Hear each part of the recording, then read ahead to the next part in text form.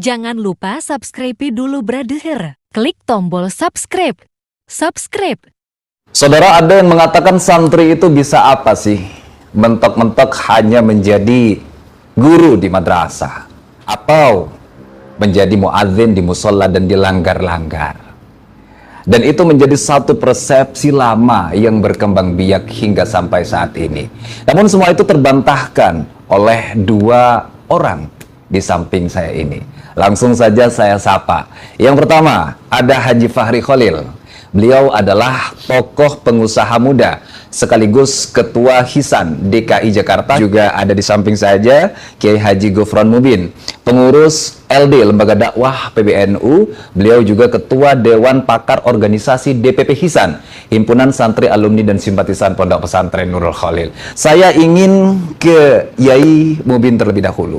Menurut Yai Mubin, dengan persepsi yang masih saja berkembang biak hingga sampai saat ini ya, santri itu mentok-mentok jadi guru madrasah, jadi muadzin, begitu kan?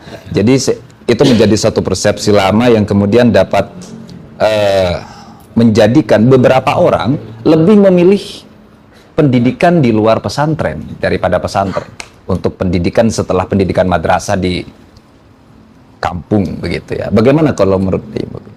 Ya, baik Mas, terima kasih ya. Jadi memang persepsi ini sudah begitu lama dan berakar di masyarakat bahwa sepertinya santri pondok pesantren ini tidak punya masa depan, begitu kan? Ya, betul. Ya. Padahal faktanya, faktanya, ya, dari sahabat-sahabat alumni sendiri yang saya kenal ya, yang saya kenal ini, ada sahabat saya yang sukses ya menjadi politisi, yang artinya dia berjuang di situ untuk membela hak-hak rakyatnya. Lalu kemudian ada sahabat saya juga ya yang di pondok juga sama-sama agak nakal sedikit ya. Lah itu sekarang menjadi pengusaha sukses di ibu kota loh. Menjadi pengusaha sukses. Lalu kita juga jangan lupa bahwa bangsa ini didirikan oleh para ulama, yang artinya itu adalah santri. Jadi salah betul kalau persepsi itu terus menggurita bahwa santri itu kayaknya nggak bisa apa-apa. Ada yang kemudian menjadi petani yang sukses, ya, karena pekerjaan itu mulia, ya, bukan karena pekerjaannya. Apapun profesi itu sepanjang ini adalah ada nilai-nilai keagamaannya, maka itu semua pekerjaan mulia. Ada yang jadi petani, ya, kemudian ada yang jadi politisi, ada yang menjadi pengusaha seperti beliau, Pak Haji Fahri Khalil ini, ada juga yang menjadi pemangku keagamaan. Dan itu semua sebenarnya pada tataran yang sama dalam kemuliaannya. Jadi tidak boleh juga kita menjustis bahwa seorang ustadz dan kiai akan lebih mulia dari pengusaha, karena ini simbiosis, Mas. Pengusaha ya tanpa kiai tidak ada berkahnya gitu. Para kiai tanpa pengusaha ya juga perjuangannya juga akan mengalami, mohon maaf, kesulitan sedikit gitu. Jadi terkait dengan persepsi yang masih berkembang biak hingga sampai saat ini juga tidak betul juga, begitu? Tidak betul, sangat tidak betul. Baik. Sekarang saya ingin ke Haji Fahri Khalil. Ya, Haji Fahri tidak ujuk-ujuk langsung bisa membangun satu usaha yang kokoh, begitu kan? Kalau tidak salah, menurut informasi dari teman-teman nih, Haji Fahri ini bukan berangkat dari orang yang berkecukupan, konglomerat, berangkat dari orang kampung dan orang desa, begitu. Saya ingin tahu di awal, bagaimana sih kilas balik perjalanan Haji Fahri hingga sampai di titik ini, begitu. Makasih banyak Mas Badrus sudah berkunjung ke tempat kami di Buataya. Memang pada jalan karir ini amat sulit sebenarnya ya. Jadi saya menempa ilmu di Pondok Pesantren Nurul Khalil kurang lebih dari tahun 94 sampai 97 ya. Nah 97 habis itu saya merantau ke DKI Jakarta, yang amat sulit. Saya menjadi kuli Mas Badrus.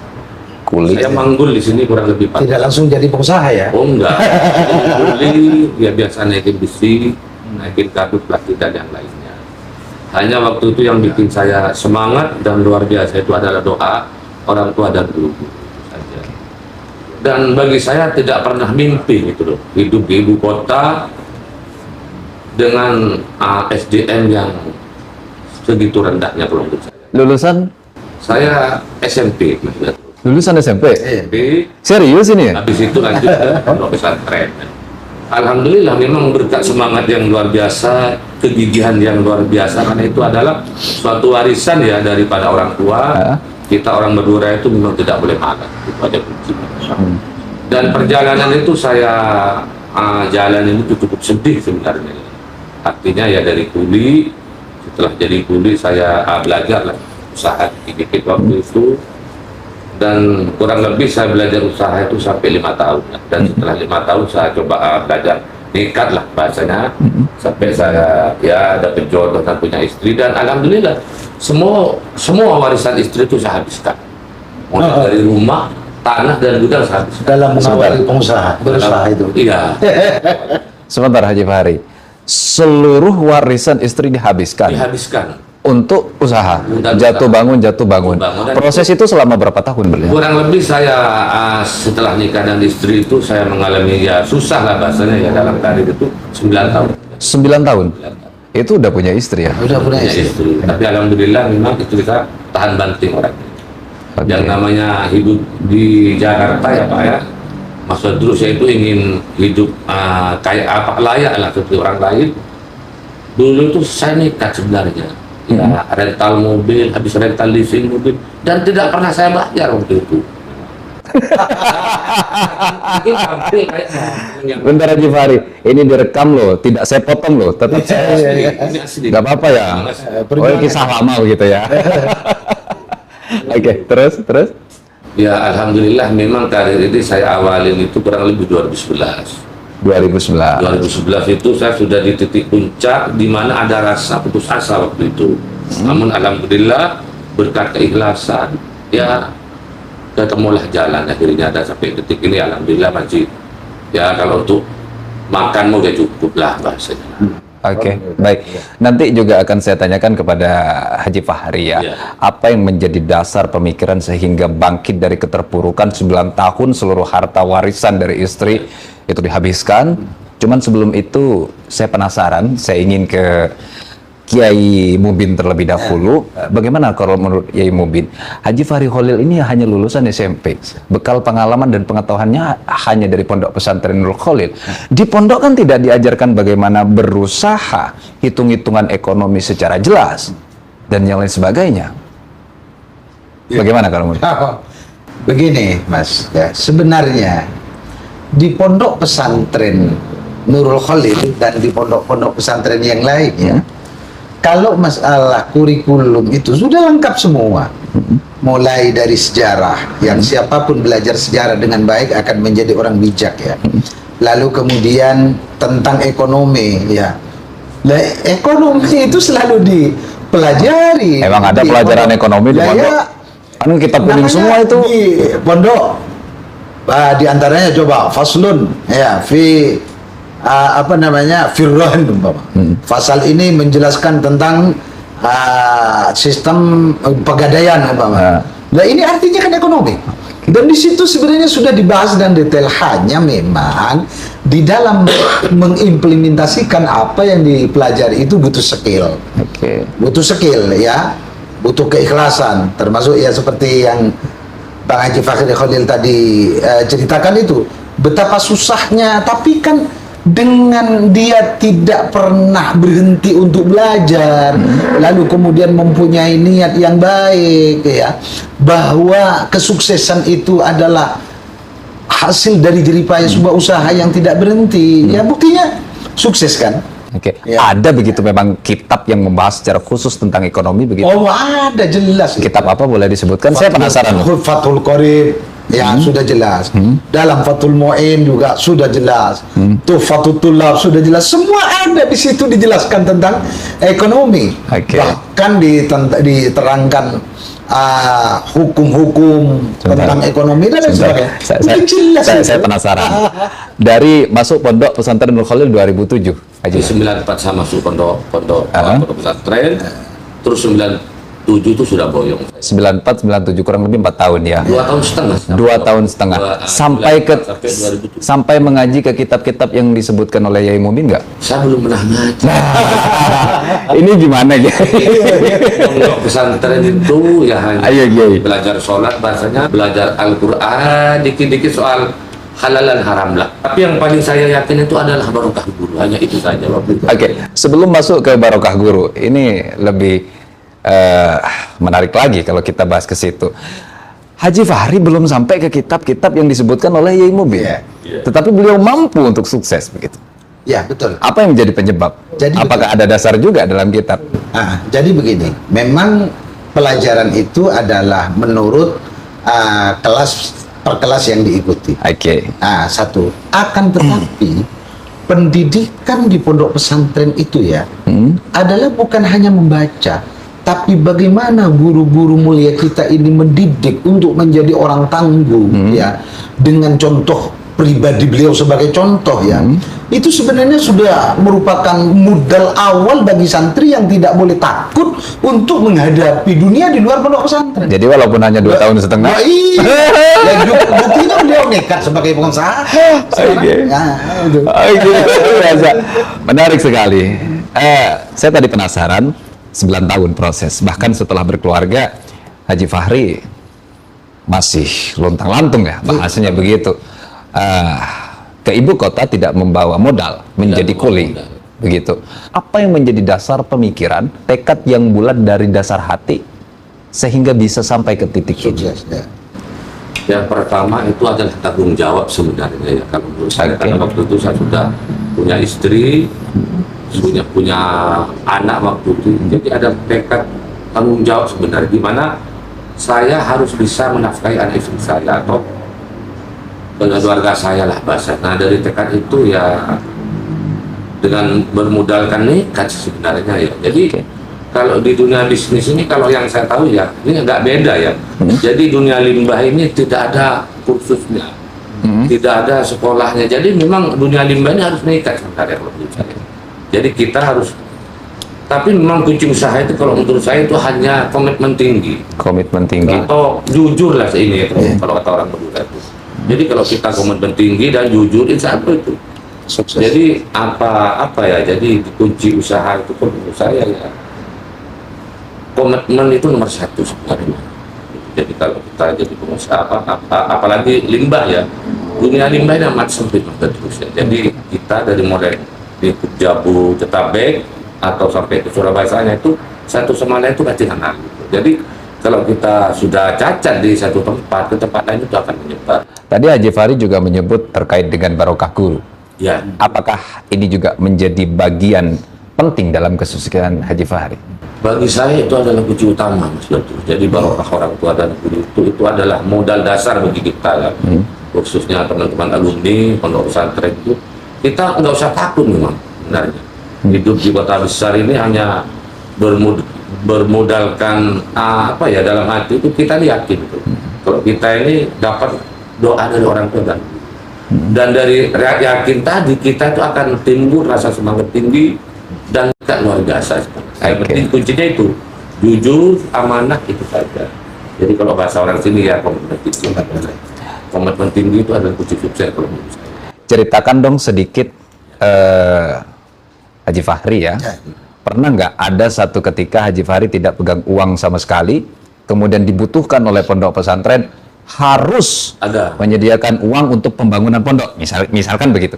Pernah nggak? Itu saya ya sering sekali. Bukan sekali ya. Jadi ya kalau dari pengurus sumpah mendukung saya, Haji, ini di pondok Kudus atau di pondok Kudus saya dengan apa ya, niat yang tulus sebenarnya, entah itu ngutang dulu atau cari ke teman-teman, harus saya ada itu. Tanpa mikir itu ya? Tanpa mikir lah. Manfaat apa yang dirasakan?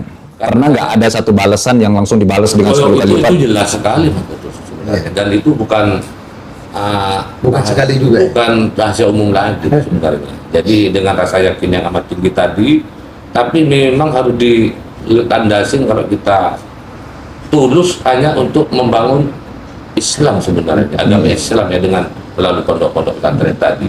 Namun dengan rasa yakin kita atau bantu kita terhadap guru, walaupun belum ada uang, ada bisa Ustaz, ada itu ada saja benar. Dan kalau soal timbal balik tadi ya itu memang ada kadang hal-hal yang di luar nalar ya. Di luar nalar ya.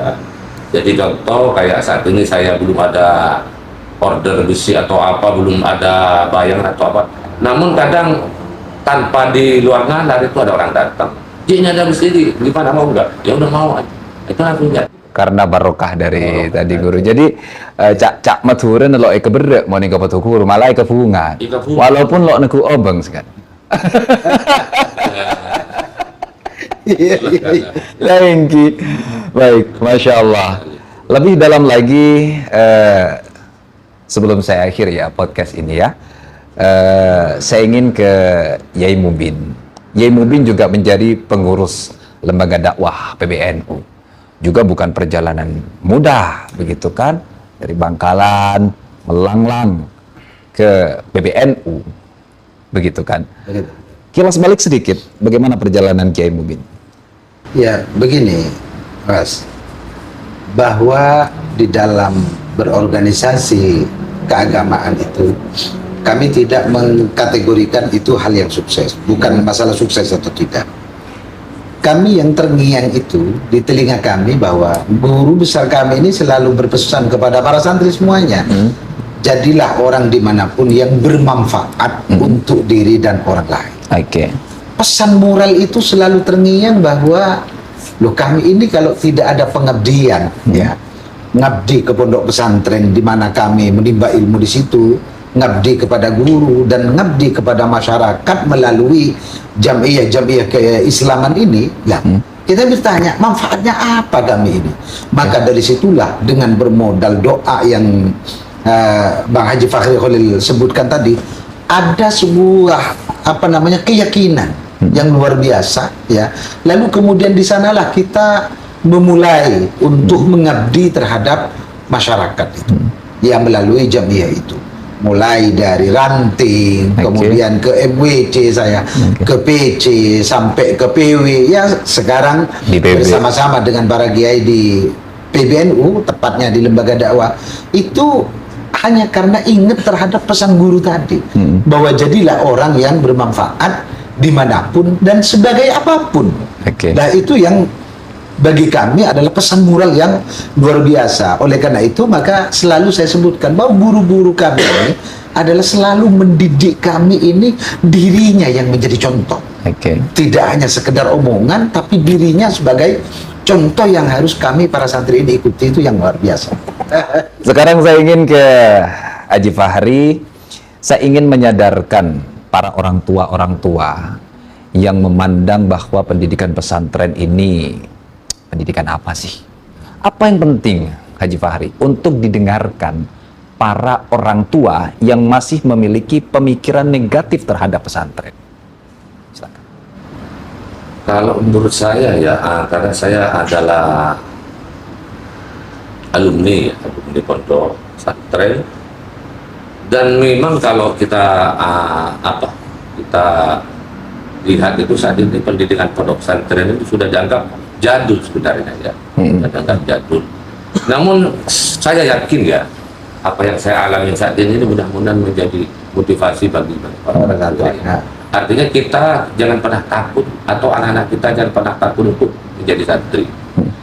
Karena yang saya alami saat ini ini hanya, mohon maaf ya, bagi saya kan saya hanya tukang limbah besi tua ya. Namun kan besi tua ini kan bukan hal yang mudah ya. Yang mudah menurut saya. Yang saya tahu betul itu saat ini para pengusaha besi tua itu kan sudah banyak sekali yang sukses. Dan rata-rata mereka itu pendidikannya memang dari pondok pesantren. Yang saya tahu betul itu mungkin kalau ada 200 orang pengusaha sukses, yang SDM-nya umum ya kayak sampai kuliah itu mungkin yang 6 orang lah, 10 orang. Jadi yang lain itu ya memang dari ngaji, dari langgar ke langgar terus naik ke pondok pesantren. Kalau di Hisan DKI sendiri, mayoritas latar belakangnya itu pendidikan pesantren. Pendidikan pesantren. Terakhir di tingkat SMP, SMA. Kalau saya lihat sih teman-teman itu malah lebih banyak yang SD ya sebenarnya. Di Hisan DKI ini. Ya, SD. Malah Malah lebih luar biasa itu. Dan pengusaha di situ ini Mas Badrus ya, yang lebih senior ya, lebih senior dari saya ini, yang bisa nulis itu hampir enggak ada orang-orang. Serius? Mereka itu hanya apa ya, berbekal karena memang mungkin sudah sering ya nimbang besi, nimbang tembaga, capat itu udah hafal di luar kepala mereka. Beratnya tembaga itu berapa ton dan harga berapa itu mereka udah jago. Jadi yang bisa nulis bisa dihitung dengan jari? Bisa dihitung dengan jari dan itu bisa dibuktikan. Itu masih banyak orang-orang Di DKI Jakarta ini? di Jakarta. Gimana ini? Di luar nalar semua yang ini? berumuran di atas saya ya, yang umurnya sudah 60 ke atas ini hampir mayoritas mereka di Betawi. Masya Allah, luar biasa sekali. Teman-teman semuanya, subscriber dan viewers setia dari 0% Podcast ya di channel Badrus Bangkit ini sangat luar biasa sekali dan sangat menginspirasi, terutama bagi saya sendiri ya. Ada nilai-nilai baik dan juga motivasi yang dapat kita tangkap bersama, bahwa santri itu bisa menjadi apa saja dan bahkan lebih. Betul. Daripada yang tidak pernah mengenyam pendidikan santri. Karena kenapa? Selain pendidikan formal, pendidikan spiritual terhadap Tuhan juga kita tempuh. Mungkin begitu. Sebagai closing statement, saya ingin meminta kepada Kiai Gufron Mubin, apa yang penting untuk didengarkan oleh santri-santri seluruh Indonesia. Berikut juga saya ingin meminta closing statement kepada Haji Fahri Khalil, apa yang penting untuk didengarkan oleh para orang tua, bahwa menempatkan anaknya di pondok pesantren itu sangat penting. Dari Kiai Mubin terlebih dahulu. Baik, terima kasih Mas Badrus ya. Yang kami harapkan sekarang ini, para santri khususnya ya yang masih ada di pondok pesantren, dengan pendidikan yang sudah lengkap saat ini ya. Contohnya di pondok pesantren Holil itu ada MA, ada MTS, ada Ma'had Ali yang setingkat perguruan tinggi. Artinya pondok pesantren sudah mampu menjawab terhadap kebutuhan dan tuntutan zaman. Keluar dari pondok pesantren jangan pernah khawatir, jangan pernah takut terhadap kehidupan.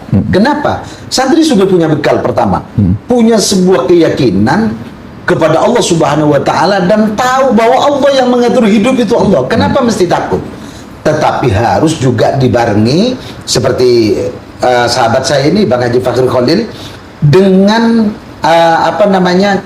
satu keinginan yang tinggi, bermodalkan barokah dari para guru dan orang tua ini. Kita yakin bahwa Allah akan mudahkan apa yang kita upayakan itu. Dan lalu kemudian ya santri juga harus membekali dengan skill ya, tentu yang dibutuhkan dan menjadi tuntutan zaman. Jadi sekali lagi, dengan modal spiritual yang luar biasa, dan tentu saat saya ini santri punya bekal skill yang luar biasa, jangan pernah takut untuk menghadapi hidup. Kullun muyassarun lima khuliqalah. Semua akan dimudahkan menuju takdirnya oleh Allah Subhanahu wa Ta'ala. Jangan pernah pesimis, karena pesimis itu adalah bukan sikap santri. Optimislah bahwa kita akan senantiasa diberikan kemudahan menuju cita-cita luhur dan mulia itu. Oke, baik. Terima kasih Kiai Gufron Mubin. Sekarang saya Haji Fahri, apa yang penting untuk didengarkan oleh para orang tua yang masih pesimis atau menganggap pendidikan pesantren ini ya tidak punya masa depan di era seperti sekarang begitu? Apa Ki? Bagi para orang tua, jangan pernah khawatir untuk memondokkan anaknya di pondok-pondok pesantren, karena saat ini sudah banyak santri yang menjadi orang sukses. Itu tadi dari mulai ya pembisnis, ya itu tadi yang disampaikan Kiai Gufron, politisi dan pemangku kebijakannya. Itu tadi. Terakhir sedikit, apa yang penting untuk didengarkan oleh seluruh anggota Hisan di DKI Jakarta ini? Bagi teman-teman Hisan DKI Jakarta, gimana? Teman-teman ini harus nekat, harus yakin. Gitu loh, ada jalan menuju Roma. Itu aja. Oke, baik, Masya Allah. Luar biasa sekali, terima kasih Kiai Gufron Mubin, terima kasih Haji Fahri Khalil. Terima kasih. Saya sangat diterima dengan baik di sini. Saya ada 4 orang tim di sini. Saya diterima dengan baik, saya merasa bagaimana ya di sini ya, walaupun bukan saudara begitu, tapi satu pondok pesantren begitu. Lebih dari saudara. Lebih dari Lebih dari saudara. Saya ucapkan terima kasih banyak, dan masyarakat bisa menilai sendiri, bisa membandingkan sendiri terkait dengan apa yang sudah disampaikan tadi, bahwa pendidikan, kesimpulan yang bisa saya dapat, sebetulnya presenter ini tidak berhak menyimpulkan. Tapi nggak apa-apa lah, Iya. suka-suka saya kan. Iya dong. Ya kan, ini channel-channel saya juga. Ya termasuk Mas Badrus sukses di bidang ini kan dari santri. Dari santri juga, ya kan. Jadi pendidikan spiritual harus kita tempuh, pendidikan formal juga harus kita imbangi dengan skill, tekad, dan juga tanggung jawab yang kuat. Yakin bahwa barokah guru terus mengalir bagi kita semua. Terima kasih. Semoga kita bertemu lagi, Kiai. Insyaallah. Terima kasih banyak. Sehat, sukses, dan murah rezeki selalu. Wassalamualaikum warahmatullahi wabarakatuh. Waalaikumsalam warahmatullahi wabarakatuh.